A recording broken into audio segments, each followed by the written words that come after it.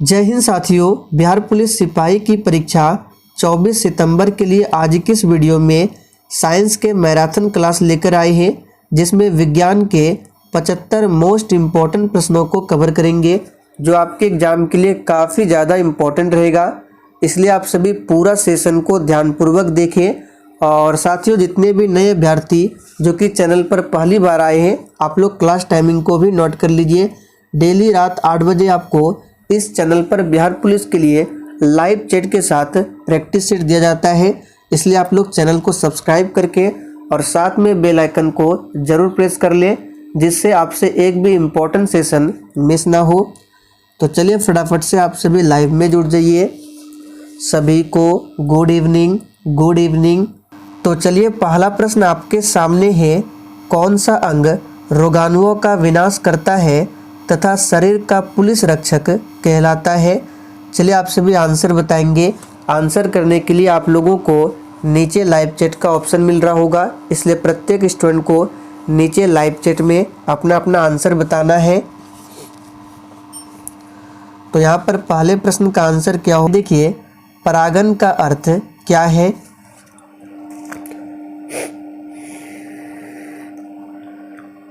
तो यहाँ पर दूसरे प्रश्न का आंसर क्या होगा? परागन का अर्थ क्या है? तो परागधानी से परागकण का वर्ती काग्र पर जाना, ये परागन कहलाता है। यहाँ पर फर्स्ट ऑप्शन आपका सही जवाब है।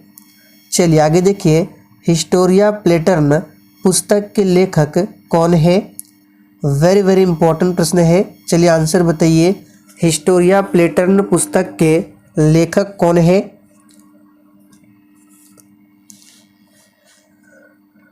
तो यहाँ पर तीसरे प्रश्न का आंसर जो भी बच्चे ऑप्शन बी बता रहे हैं, उनका बिल्कुल सही जवाब है। कौन है? तो थियोफ्रेस्टस। ध्यान रखेंगे, चार्ल्स डार्विन की बात करें तो इन्होंने नेचुरल सिलेक्शन का सिद्धांत दिया था। चलिए आगे देखिए, टीकाकरण के जनक कौन है? चलिए आप सभी चौथे प्रश्न के लिए आंसर बताएंगे। और साथियों, पूरा सेशन को ध्यानपूर्वक देखिए और एक भी प्रश्न को बिल्कुल भी स्किप ना करें, क्योंकि सारे प्रश्न आपके एग्जाम के लिए काफ़ी ज़्यादा इम्पोर्टेंट है। तो यहाँ पर चौथे प्रश्न का सही जवाब है एडवर्ड जेनर। टीकाकरण के जनक कौन है? तो एडवर्ड जेनर है। चलिए यहाँ से आपको कुछ और भी इम्पोर्टेंट प्रश्नों को बताते हैं। अगर आप लोग नोट करना चाहें तो नोट कर लीजिए, एग्जाम के लिए इम्पोर्टेंट रहेगा। जैसे कि यहाँ से प्रश्न बनता है, रेबीज के टीके की खोज किसने किया था? तो एडवर्ड जेनर ने। चेचक के टीके की खोज पूछे किसने किया था? लुईस पास्चर ने किया था। पोलियो का टीका काफ़ी ज़्यादा इम्पोर्टेंट है, नोट कर लीजिए। पूछा जाता है कि पोलियो का टीका किसने खोजा था? तो जोनास साल्क ने। यहाँ पर नाम लिख देते हैं, जोनास साल्क ने पोलियो का टीका खोजा था। और ओरल पोलियो वैक्सीन की खोज किसने की थी, जिसको शॉर्ट में बोलते हैं OPV, ओरल पोलियो वैक्सीन? तो इसकी खोज की थी अल्बर्ट सैविन ने। ये सारे फैक्ट काफ़ी ज़्यादा इम्पोर्टेंट है, नोट कर लीजिए। कीट संवर्धन क्या है? चलिए 5 के लिए आंसर कीजिए, कीट संवर्धन क्या है? तो साथियों, यहाँ पर 5वें प्रश्न का आंसर है, कीटों की वृद्धि करने का विज्ञान जो है उसी को बोला जाता है कीट संवर्धन। तो यहाँ पर पहला ऑप्शन आपका सही जवाब है। लघु परिपथन के समय परिपथ में विद्युत धारा क्या होता है?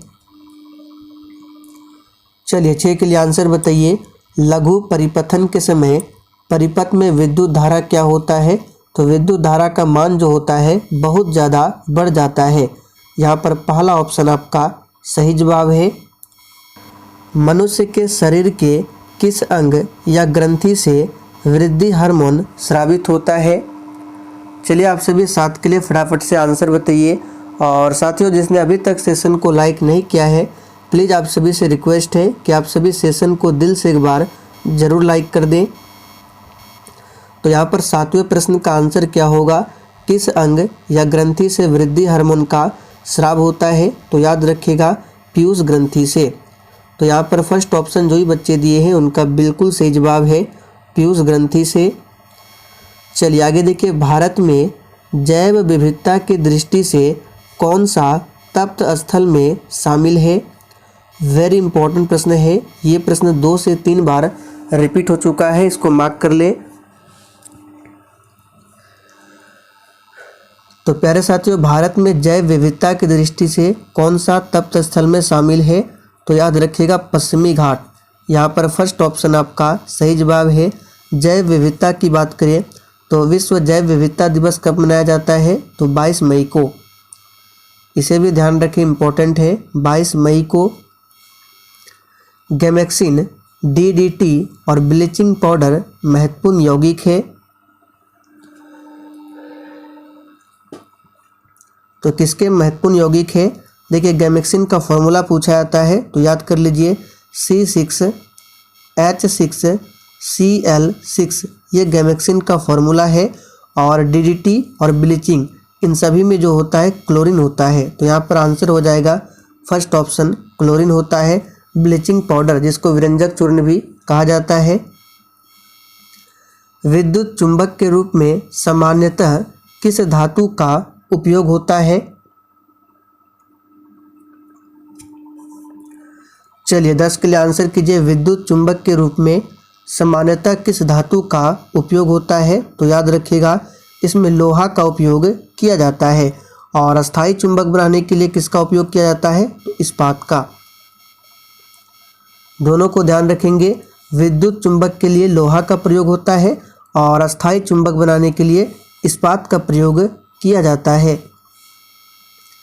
मानव शरीर में अधिकांशतः क्या होता है? जल, लोहा, कैल्शियम या फिर कोई नहीं? तो साथियों, मानव शरीर में जो अधिकांशतः होता है, मैक्सिमम में जल होता है। यहाँ पर फर्स्ट ऑप्शन आपका सही जवाब है, जल। आगे देखिए, मच्छर के काटने से निम्नलिखित में से क्या नहीं होता है? चलिए 12 के लिए फटाफट से आंसर बताइए। मच्छर के काटने से निम्नलिखित में से क्या नहीं होता है? तो देखिए, मलेरिया मच्छर के काटने से होता है, डेंगू भी मच्छर के काटने से होता है, लेकिन रेबीज जो है ये कुत्ते के काटने से होता है, ना कि मच्छर के काटने से। तो यहाँ पर बी ऑप्शन आपका सही जवाब है, रेबीज, ध्यान रखेंगे। आगे देखिए, क्लोरोफ्लोरोकार्बन अधिकतर कहाँ पर उपयोग होता है? चलिए 13 के लिए आंसर बताइए फटाफट से।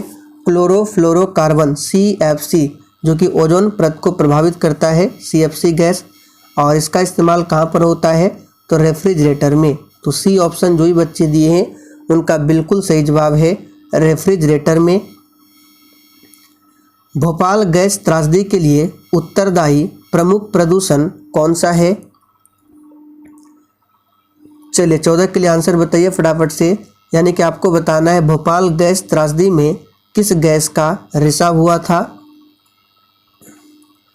तो बहुत ही सिंपल है। तो सबसे पहले भोपाल गैस त्रासदी की घटना कब हुई थी? तो 1984 में। डेट पूछा जाता है, याद रखें 1984 में। और इसमें किस गैस का रिसाव हुआ था? तो मिथाइल आइसोसाइनाइड का। तो यहाँ पर सी ऑप्शन आपका सही जवाब है। वर्षा की बूंद का आकार गोलाकार किस कारण से होता है? चलिए 15 के लिए फटाफट से आंसर बताइए। और साथियों, इससे पहले बिहार पुलिस के लिए जितने भी मैराथन क्लास कराए गए हैं, सभी मैराथन क्लास का लिंक आपको इसी वीडियो के नीचे डिस्क्रिप्शन बॉक्स में मिल जाएगा, या फिर जितने भी मैराथन क्लास हुए हैं सभी का एक सेपरेट प्लेलिस्ट बना दिया जाएगा। तो यहाँ पर वर्षा की बूंद का आकार गोलाकार किस कारण से होता है? तो पृष्ठ तनाव से। तो यहाँ पर बी ऑप्शन आपका सही जवाब है, पृष्ठ तनाव। ट्राइटियम किसका समस्थानिक है? चलिए 16 के लिए आंसर कीजिए। ट्राइटियम जो है ये किसका समस्थानिक है? तो देखिए, हमने आपको बताया था हाइड्रोजन के 3 समस्थानिक है। कौन कौन सा है? तो H11 जिसको बोला जाता है प्रोटियम, फिर H12 है ड्यूट्रियम, ये फिर H13 ये है ट्राइटियम। तो ये हाइड्रोजन का समस्थानिक है। और ट्राइटियम जो समस्थानिक है ये रेडियो सक्रियता को प्रदर्शित करता है। हाइड्रोजन को भविष्य का ईंधन माना गया है। एस्टिगमेटिज्म एक बीमारी है। सभी ऑप्शन को ध्यानपूर्वक पढ़िए और साथियों अगर आपको किसी भी प्रश्न में थोड़ा भी डाउट हो तो आप लोग तुरंत कमेंट करके पूछ सकते हैं। तो एस्टिग्मेटिज्म एक बीमारी है किसकी, तो याद रखिएगा ये आँखों की एक बीमारी है। विश्व स्वास्थ्य दिवस कब मनाया जाता है? चलिए 18 के लिए आंसर बताइए। धीरे धीरे प्रश्नों के लेवल को इंक्रीज करेंगे। तो विश्व स्वास्थ्य दिवस कब मनाया जाता है? तो 7 अप्रैल को। क्यों मनाया जाता है? क्योंकि 7 अप्रैल 1948 को WHO की स्थापना हुई थी, वर्ल्ड हेल्थ ऑर्गेनाइजेशन, यानी कि विश्व स्वास्थ्य संगठन की स्थापना हुई थी 7 अप्रैल 1948 को। इसका हेडक्वार्टर स्विट्जरलैंड के जेनेवा में है। तो इसलिए प्रत्येक वर्ष 7 अप्रैल को विश्व स्वास्थ्य दिवस मनाया जाता है। किस अम्ल का उपयोग सीसा संचयन बैटरी में किया जाता है? तो बहुत ही सिंपल है, इसमें उपयोग किया जाता है H2SO4 का, यानी कि सल्फ्यूरिक अम्ल का, और इसे अम्लों का राजा कहा जाता है, हाइड्रोक्लोरिक अम्ल। इसका सूत्र होता है HCl, जो कि पेट के अमाशय में पाया जाता है, नाइट्रिक अम्ल HNO3। मनुष्य के शरीर में कितना लीटर रुधिर होता है?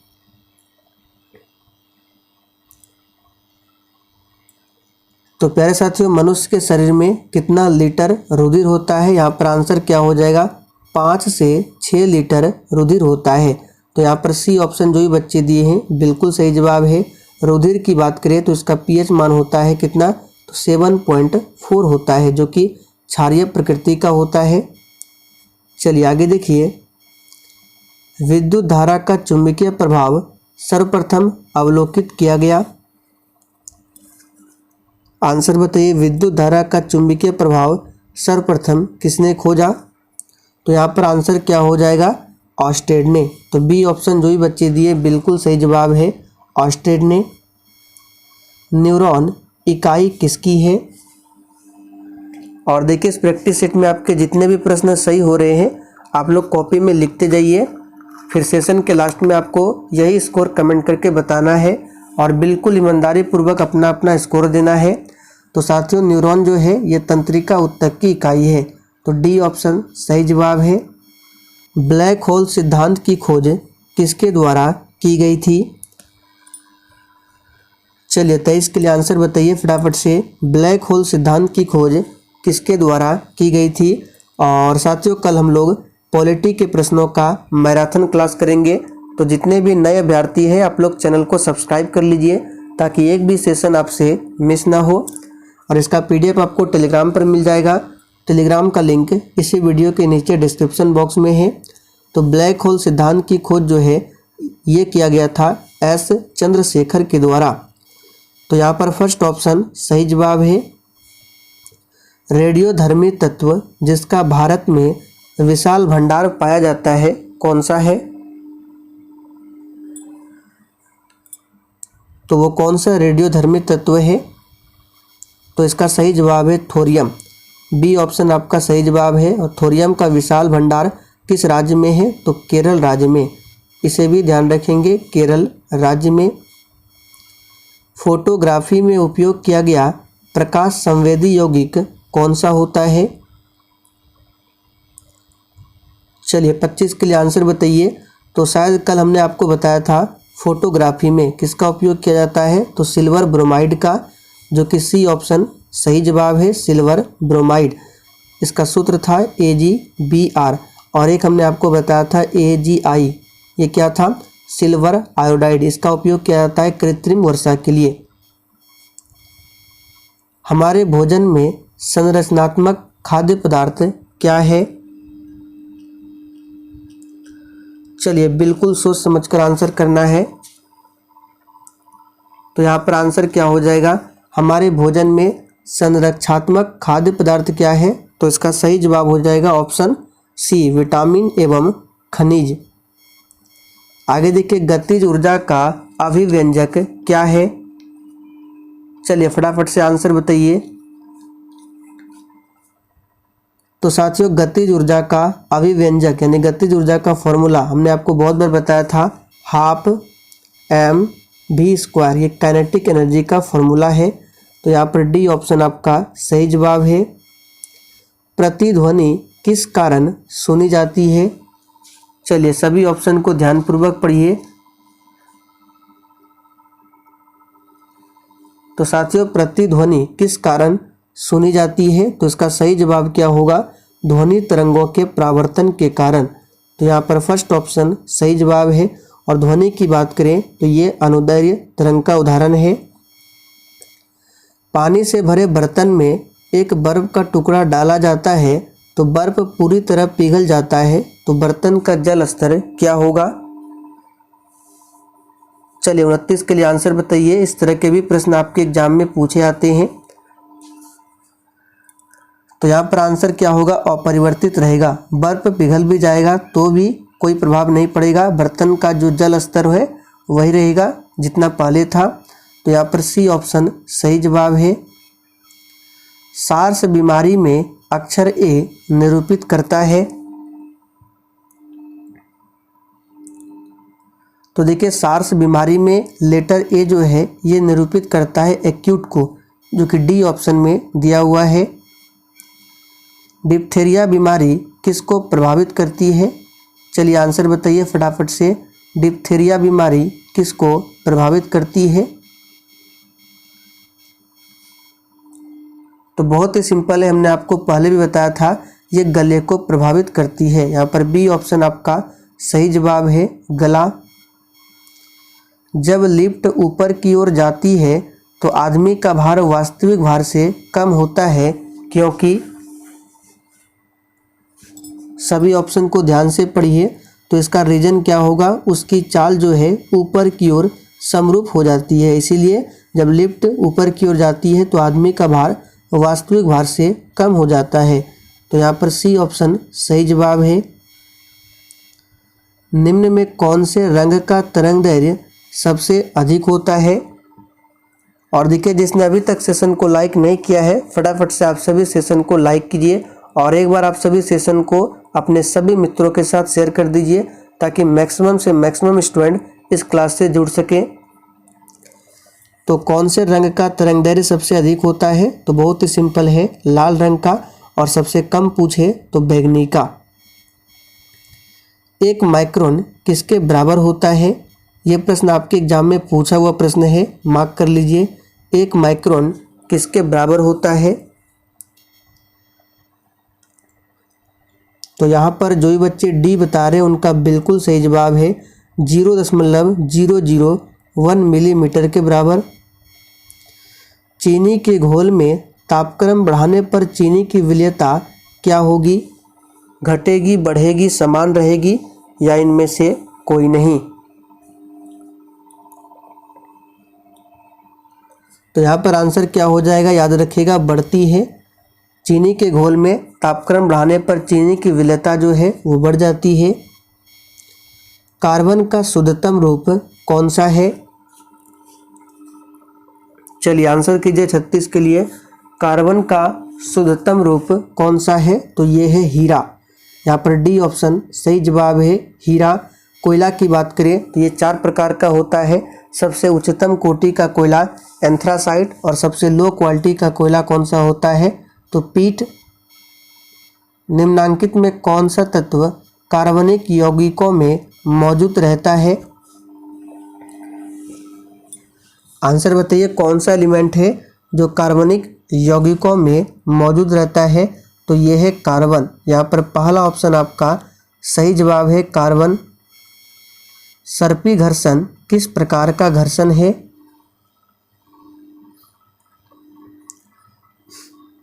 तो साथियों, सर्पी घर्षण याद कर लीजिए, ये गतिज घर्षण है। यहाँ पर सी ऑप्शन आपका सही जवाब है, गतिज घर्षण। चलिए आगे देखिए, निम्न में संरक्षी बल कौन सा है? ये प्रश्न आपके एग्जाम के लिए इम्पोर्टेंट रहेगा, इसको मार्क कर ले। इनमें से कौन संरक्षी बल का उदाहरण है? तो साथियों, इसका सही जवाब है ऑप्शन ए, गुरुत्वाकर्षण बल। चंद्रमा पर वायुमंडल ना होने का कारण क्या है? चलिए आंसर बताइए। चंद्रमा पर वायुमंडल ना होने का कारण क्या है? तो गुरुत्वीय त्वरण। चंद्रमा पर गुरुत्वीय त्वरण नहीं है, जिसके कारण वहाँ पर वायुमंडल भी नहीं है। तो यहाँ पर सी ऑप्शन आपका सही जवाब है।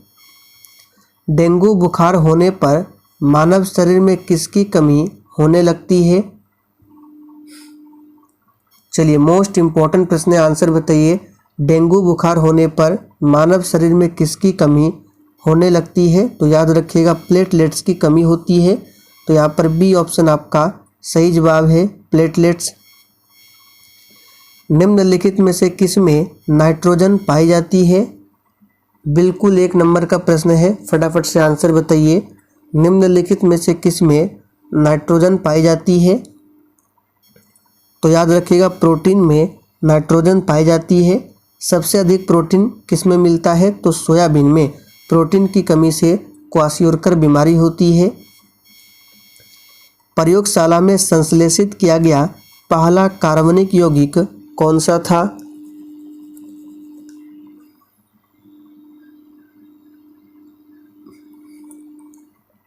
तो बहुत ही सिंपल है, प्रयोगशाला में संश्लेषित किया गया पहला कार्बनिक यौगिक यूरिया था। और इसका फॉर्मूला क्या होगा? तो NH2CONH2, ये यूरिया का फॉर्मूला है। अब इस फॉर्मूले को और भी कई तरह से लिखा जा सकता है। विश्व में कितने प्रतिशत भूभाग पर जल है? चलिए, 44 के लिए आंसर बताइए फटाफट से। बहुत ही सिंपल प्रश्न है, लेकिन यकीन मानिए एग्जाम में पूछा जाता है। चलिए, तो यहाँ पर सभी का सही जवाब है, 71% जल है। इनमें से कौन दूध निष्कासन हार्मोन है? चलिए, आंसर बताइए, कौन दुग्ध निष्कासन हार्मोन है? तो यहाँ पर 45 का आंसर जो ही बच्चे ऑप्शन ए बता रहे हैं, उनका बिल्कुल सही जवाब है ऑक्सीटोसिन। ये क्या है? दुग्ध निष्कासन हार्मोन है, याद कर लीजिए। इनमें से कौन सी ग्रंथि वृद्धि हार्मोन का रिसाव करती है? तो किस ग्रंथि से वृद्धि हार्मोन का स्राव होता है? तो पीयूष ग्रंथि से। यहाँ पर सी ऑप्शन आपका सही जवाब है। निम्न में से कौन उत्तक का उदाहरण है? चलिए, आंसर कीजिए, इनमें से कौन एक उत्तक का उदाहरण है? तो रक्त। रक्त जो है तरल संयोजी उत्तक है।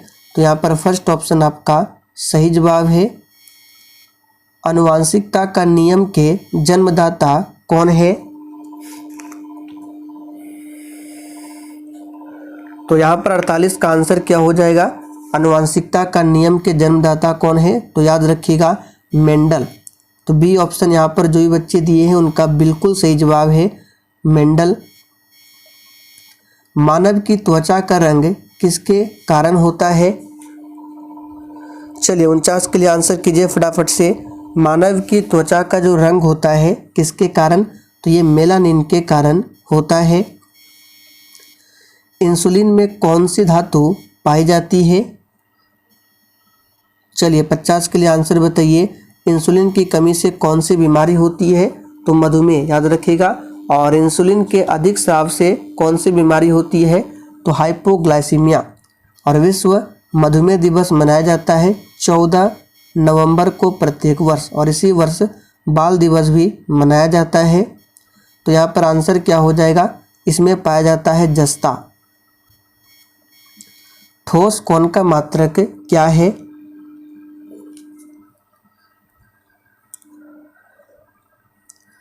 चलिए, आंसर बताइए, ठोस कोण का मात्रक क्या है? तो साथियों, सही जवाब है, ठोस कोण का मात्रक है स्टेरेडियन। यहाँ पर सी ऑप्शन आपका सही जवाब है, स्टेरेडियन। ये क्या है? ठोस कोण का मात्रक है। प्रकाश की चाल को सर्वप्रथम मापने वाला वैज्ञानिक कौन था? देखिए, प्रकाश की चाल पूछा जाता है हवा या निर्वात में, तो 3 × 10⁸ मीटर प्रति सेकंड, और कभी कभी ऑप्शन में देता है 3 × 10⁵ किलोमीटर प्रति सेकंड। तो यहाँ पे किलोमीटर है, यहाँ पर मीटर है।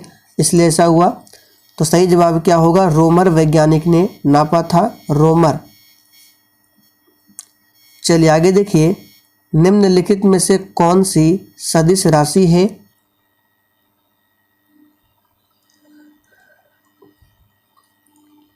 तो बहुत ही सिंपल है, त्वरण जो है सदिश राशि का उदाहरण है, याद रखिएगा। किसी वस्तु का संवेग केवल द्रव्यमान पर, किसी वस्तु का संवेग, चलिए अब बताइए कौन सा ऑप्शन सही होगा। तो देखिए संवेग बराबर क्या होता है, तो P बराबर होता है m इंटू वी। तो किसी वस्तु का संवेग जो है देखिए m और v दोनों पर निर्भर करेगा, यानी कि मास और वेलोसिटी। तो द्रव्यमान और वेग दोनों पर निर्भर करेगा। अल्टीमीटर से क्या नापते हैं। तो अल्टीमीटर से मापा जाता है भूतल से ऊंचाई। यहाँ पर बी ऑप्शन आपका सही जवाब है। निम्न में से किस राशि का मान स्थान बदलने पर भी परिवर्तित नहीं होता है। तो कौन सी राशि है जिसका मान स्थान बदलने पर भी परिवर्तित नहीं होता है, तो ये क्या है, द्रव्यमान। यहाँ पर फर्स्ट ऑप्शन आपका सही जवाब है, द्रव्यमान कहीं भी नहीं बदलता है। प्लूरा किसका आवरण है। चलिए 57 के लिए आंसर कीजिए। प्लूरा जो है ये किसका आवरण है। तो प्यारे साथियों ये फेफड़ा का आवरण होता है प्लूरा। फर्स्ट ऑप्शन आपका सही जवाब है, याद कर लीजिए किसका, फेफड़ा का। सूर्य के प्रकाश धरती तक आने में कितना समय लगाता है। तो यहाँ पर आपको ऑप्शन के अकॉर्डिंग आंसर बताना है। 8 मिनट लगाता है। आकाश का रंग नीला होने का कारण क्या है। तो प्यारे साथियों आकाश का रंग जो है नीला होने का कारण क्या है, तो प्रकीर्णन। ऐसा प्रकाश के प्रकीर्णन के कारण होता है, ध्यान रखेंगे। रक्त को जमाने में कौन सा प्रोटीन उपयोग में आता है। चलिए 60 के लिए आंसर बताइए। और विटामिन पूछे कौन सा विटामिन, तो विटामिन के होता है रक्त को जमाने में सहायक। लेकिन प्रोटीन पूछे तो फाइब्रिनोजेन। यहाँ पर फर्स्ट ऑप्शन आपका सही जवाब है। ज्योति फ्लक्स का SI मात्रक क्या है। तो ज्योति फ्लक्स का SI मात्रक क्या होगा, तो यहाँ पर सही जवाब है ल्यूमेन। याद रखिएगा क्या होगा, ल्यूमेन। और ज्योति तीव्रता का क्या होता है, तो कैंडेला। कूलॉम किसका होता है, विद्युत आवेश का। और वोल्ट किसका होता है, तो विभवांतर का होता है वोल्ट। निम्न में से किसका तरंगदैर्घ्य सर्वाधिक होगा। तो यहाँ पर आंसर क्या होगा, तो किसका तरंगदैर्घ्य मैक्सिमम होगा, लाल कलर का। और जिस रंग का तरंगदैर्घ्य सबसे अधिक होता है उसका विचलन सबसे कम होता है। तो लाल कलर का विचलन सबसे कम होगा, बैंगनी कलर का विचलन सबसे अधिक होगा। क्यों, क्योंकि इसका तरंगदैर्घ्य सबसे कम होता है। गुणसूत्र किससे बने होते हैं।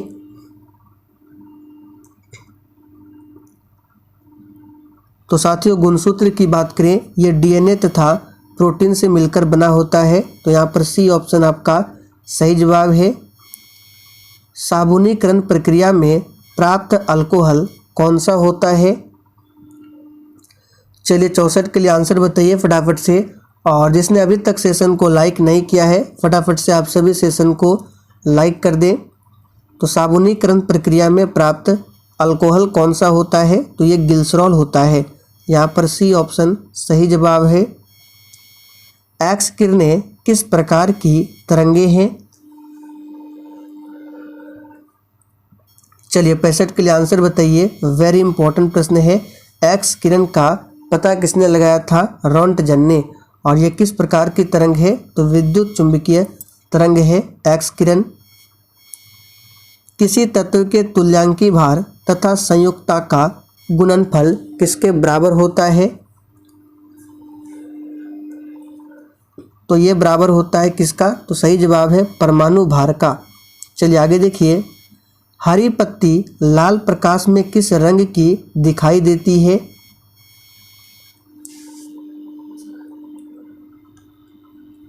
तो यहाँ पे हरी पत्ती है और इसको लाल प्रकाश में ले जाएंगे तो किस कलर का दिखाई देगा, तो काला। निम्नलिखित में से ग्रीन हाउस गैस नहीं है। वेरी इंपॉर्टेंट प्रश्न है, इस तरह के प्रश्न एग्जाम में पूछे आते हैं। चलिए आंसर बताइए, इनमें से कौन ग्रीन हाउस गैस नहीं है। तो carbon dioxide green house gas है, मीथेन भी है, लेकिन हाइड्रोजन ग्रीन हाउस गैस नहीं है। अवरक्त किरण की खोज किसने किया था। चलिए 69 के लिए आंसर बताइए, अवरक्त किरण की खोज किसने किया था। तो याद रखिएगा, अवरक्त किरण की खोज जो है ये किया था हर्शेल ने। यहाँ पर पहला ऑप्शन आपका सही जवाब है, हर्शेल ने। लिफ्ट का आविष्कारक कौन है। तो यहाँ पर आंसर क्या हो जाएगा, लिफ्ट का आविष्कारक कौन है, तो इलिसा ओटिस। इलिसा ओटिस जो है लिफ्ट का आविष्कारक है। आगे देखिए, भूकंप की शक्ति के परिमाण को मापा जाता है। तो यहाँ पर आंसर क्या हो जाएगा, फटाफट से बताइए। तो भूकंप की शक्ति के परिमाण को मापा जाता है रिएक्टर पैमाने पर। यहाँ पर फर्स्ट ऑप्शन आपका सही जवाब है, रिएक्टर पैमाने पर। और भूकंप को जो मापा जाता है किस यंत्र से, सिस्मोग्राफ से मापा जाता है। और भूकंप के अध्ययन को बोला जाता है सिस्मोलॉजी। बेकिंग सोडा है सोडियम क्या hypochlorite, sodium carbonate, sodium hydroxide या फिर सोडियम बाइकार्बोनेट। तो यहाँ पर आंसर क्या हो जाएगा, बेकिंग सोडा किसे बोला जाता है, खाने वाला सोडा, जो कि सोडियम बाइकार्बोनेट होता है। फॉर्मूला NaHCO3, ये सोडियम बाइकार्बोनेट का फॉर्मूला है। निम्न में से कौन सा जंतु एक कोशिकीय नहीं है।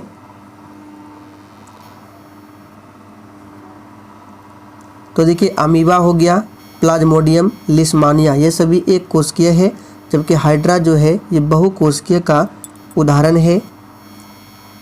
पेयजल में फ्लोराइड की मात्रा अधिक होने के कारण किससे संबंधित रोग हो सकता है।